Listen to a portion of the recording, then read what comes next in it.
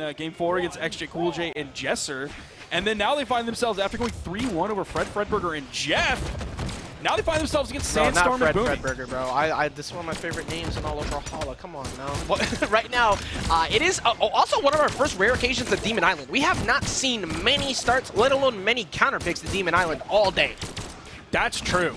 It has been an apocalypse showdown. Yeah, which we normally see a lot of apocalypse, but we also see quite a bit of Demon Island as well. There's been a whole lot of chaos coming in here. Neeze hoping to edgeguard Boomie.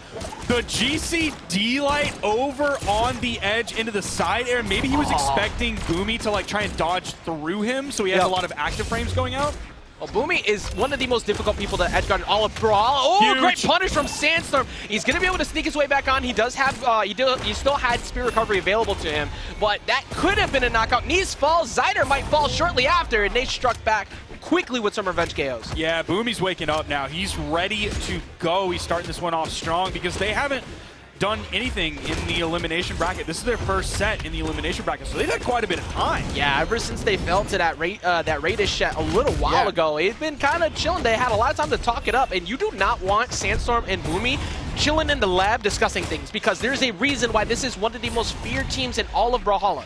But you know, maybe, I don't know if this is game one or what's going on here, because Zyder and Neeze looking pretty good here. And even if they get the stock off of Neeze there, I mean, they'll be, okay, now Zyder's starting to take some damage, so the tides are turning a little bit, especially after that side sig coming out from Neeze. Weapon toss goes out. Zyder, oh, Sandstorm was hoping to hit the side light and then actually move down before he finds the recovery. Zyder falls.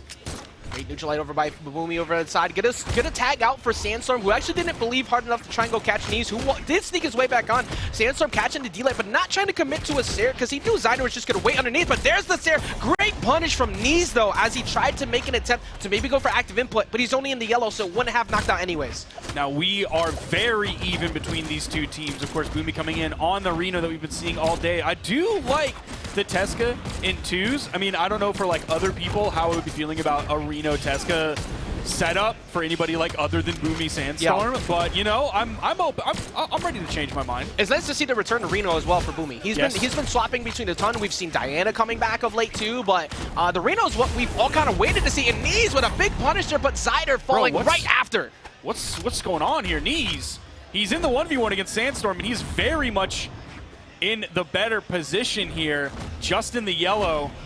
It is Gauntlet v Gauntlet. We already saw Sandstorm was able to make a comeback in a position earlier, but that's not going to happen right now as Neeze gets the KO and strikes first. Incredible job from them. Very uncharacteristic thing to happen. Boomie, even though he was forced to go off stage because of the great play from Zyder and Neeze, he's one of the most difficult people to edgeguard in all of Brawlhalla, and he fell not once but twice pretty early to two of them to start things off. You gotta shake that off. Now, I'm a Neeze denier, but I got to give credit where credit is due. I think man put out 595 damage. Meanwhile, Zyder put out, I think it was like a mid to a high 300. So, like, he was definitely there. He was in the game. He had his major moments. It just necessarily wasn't in the damage department when all things were said and done. But there's more to the game than damage. You are the epitome of, I needed someone to tell me I fell off for Neeze. Like, every time, as he steps up to the plate up there, it's like, okay, Sparky's up there. I'm going to make sure that I get the job done. But will they be able to replicate that success? We'll find out, because currently, already, Red Team starting off hot. See Neeze hoping to chase, take Sandstorm off the top, but no. Okay, Zyder coming in now with the Lance over on the right side. The ground pound ends up clashing out with the weapon toss. It's Sandstorm. He's definitely done. Are they going to be able to clean up? Yes, they do clean up Boomie. That is a full team wipe for the blue team. Neeze very much in the red, but if he plays his cards right, he is. Oh, they're grabbing both in that too. That's huge. That's like almost instant 50 damage. And Neeze still refusing to give this up. Gonna get punished for the GCD light, but does not get KO'd for it, so it doesn't really matter. Neutralized from the gauntlets on Sandstorm will finally get the job done, but he was refusing for a good while, Sparky. And I mean, when you're on Demon Island, if you play it right, you can stay in the middle of that stage, stay away from that ceiling, stay away from the left and right blast zone, and you can live for a very long period of time, and that's exactly what Neeze did. I mean, Zyder's doing a fantastic job on his second stock as well. I'm truly surprised by this blue team. Sandstorm, though, potential get opportunity, but no! Zyder comes in, side sig to the back of the head. Sandstorm on final stock. Boomie might be right behind him. Great recovery route from Boomie. He had weapon toss down, he had Neeze in the way, he had Zyder going for yet another weapon toss afterwards to try and close it. They do finally find him, but it took a long time to get rid of him. And Neeze, dude, again, he is so healthy in the lead, he refuses to get hit half the game. This could be a big opportunity for them, though, if they go and catch Neeze and capitalize, but Sandstorm missing that GCD light to try and get a combo extension, maybe get a nair to line it up for Boomie. Nothing really comes out of it. Oh, that was a huge moment.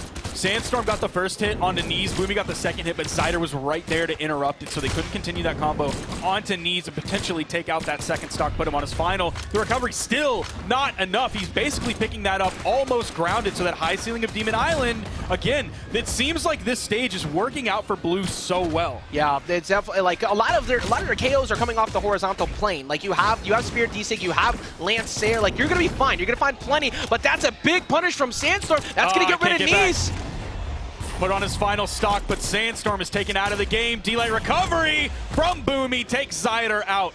Clutch moment to bring the 2v1 into a 1v1 before Neeze was able to spawn and grab a weapon. Yeah, this is the second opportunity the red team has had to try and win a 2v1, but they both times have been in the red when we've gotten here. Boomie can make it happen for sure, but Neeze was able to do it last time, and he's going to do it again as they move up 2-0 in the set. Brother, what's happening here?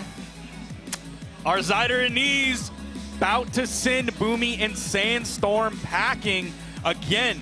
Boomie and Sandstorm have the potential of not making top 8, of finishing 9th. You know, we've constantly been looking for when Boomstorm is going to be the all-star team we expect to see again. And you know it's only a matter of time. But they have not been having the easiest route to success. However, they did last time in this position get the reverse 3-0. They could do it again, but the way that the only solution is you must somehow deal with Neeze's survivability because he refuses to get knocked out. Bro, and look at Zyder's second stock. Oh, look at the first half of that. That's like 15 to 20% of the game was almost a flat line of not taking damage. So one of the things that Neeze is doing really well is he's keeping the damage that he takes at a pretty good rate, but then he's also just positioning himself on the stage so when he gets hit by a big move, if it's not like a signature that is for sure going to KO, his positioning means he's not close enough to the blast zone to be taken out. Meanwhile, on the other side, Zyder, you have the Brute is right there, right in front of you. If he's just not taking damage. I just realized something too, because I noticed a lot in second stock and it didn't really click in my brain. Zyder is not letting Boomie get gauntlet, or excuse me, blaster combo starters. Like, he is always in the way, shutting him down, not just with the Lance, but he was using Spear D-Sig just to stop. Even if it hit his teammate, you're not getting that D-Light so Sandstorm could capitalize on it. That matters so much. That's the part of the chart you don't see, is how many times you broke up those moments, and Zyder is capitalizing well, also without taking a ton of damage when he goes for that. That's a very good point. I didn't really pick up on that, so I'm glad you said that. I didn't really realize it at first, because especially on Demon Island, blasters are having a party with lining up team combos. It's a very like flat lateral stage, and what do you have with blasters in the flat lateral area? You have range. You have the range of D-Light. You have the range of side light. You have all the active frames and pretty good range on neutral light as well. Yeah, you don't have to engage most of the time either. You were able to keep yourself safe most of that match. And Zyder said, I'm not going to let you do that. Let me make that clear to you very quickly. So I'm wondering if we keep that, because the orb wasn't doing pretty much anything that game. I think he had like maybe 50 damage collectively on the orb compared to the 400 on Blaster. So Boomie's getting his damage in. Do we see him maybe switch away from Reno? I don't think we will, but I feel like you might need a better boxing tool with Zyder in that kit, because the blasters are getting the job done. Do we go maybe to gauntlets, and do we see the cross come back out? I think a character swap would not be the worst idea at all for Boomie at this point. I think you made a great point about the orb not being a difference maker or really like a major player in that game, so you carry over those blasters onto a different legend that has a better boxing tool, exactly like you said. But on the other side, man, Zyder and Neeze are just kind of, they're playing really, really surprisingly well so far. And they're another team of UK and Sweden. just like Godly and Fozy are from UK and Sweden. So we have two countries teaming up. Seems like it's a match made in heaven. Yeah, that ally is definitely working out well for them. They have definitely struck a good accord at the moment because they are potentially about to knock out yet another one of America's strongest teams. We are up 2-0 in the set. Sandstorm and Boomie looking down what could potentially be a back-to-back 3-0. And we are not seeing Boomie swap off of the Reno, swap off of the Orb. We're seeing the same legends coming out, except for Sandstorm. He's playing a ball, man. We love that. We're going to get the bias power up, of course, for the ball positivity from Sparky. But the Wushang, I think, is a good idea, too. Like, maybe instead of having Boomie switch, we're going to have Sandstorm try to utilize that spear to get that little bit more range, to get that poke, to stop them from getting those breakups on Boomie. And Boomie not swapping is definitely not a huge surprise. That's something we talk about from Boomie all the time, is like he'll go in with a game plan, and he's going to ride that game plan all the way till the end. He's going to dance with the date that he brought. True. He does switch legends between tournaments, but whatever that legend is, that's what stays the whole time. And Zyder and Neeze at least have taken a lot of damage to start, because usually when we're at this point, Neeze is still in the yellow. Yep. So a lot of things have been changing, at least in Game 3. Now, if we're looking at Signature Kit as well, from this Avatar aim coming out from Sandstorm, very strong Signature Kit on the Wushang. Boomie dodging back to touch the wall. Neeze sending him over to the edge again, trying to follow up quick with the ground pound, didn't quite make a connection. Yo, Zyder and Sandstorm clashing over on the edge, both are able to get back, but Boomie takes out Neeze in the meantime. Yeah, again, Boomie having not the easiest time of boxing with people off stage. It's actually been pretty rough for him so far. Sandstorm getting pieced up a little bit too, but now they have a separation of Boomie and Sandstorm. Going to capitalize big as they get the Seer, but Sandstorm does not fall. Weapon toss goes out, Sandstorm still living. The D-Light Zyder, unfortunately from Neeze, the angle that he sent Sandstorm didn't bounce him off of the wall where he could follow up with the Zyder the other direction, just send him back onto the stage, but they find the stock ultimately. And Ajax, we're really starting to set up for a 3-0 here of Zyder and Neeze over Sandstorm and Boom. Neeze and Zyder trying to shut down the Boomie believers. Boomstorm looking at what could be a 3-L, missing on that team follow-up to get KO on the Zyder. Neeze going to help him out, but the dare from Boomie does get the punish. Big opportunity as to get the Seer, and we get back to last stock apiece. Clutch factor coming through to even up the stocks here.